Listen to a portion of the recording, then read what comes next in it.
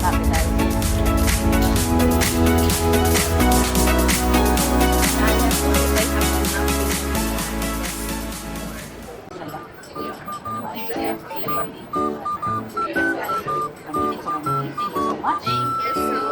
Nagpatago ka lang ng capital, tapos Yes.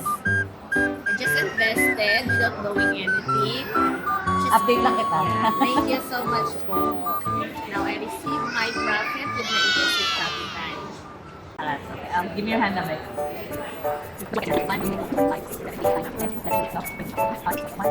Thank you so much. And by the way, I'm not gonna take this amount.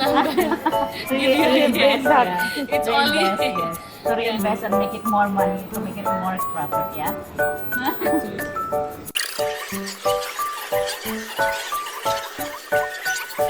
I feel now how to give the money, to receive the money.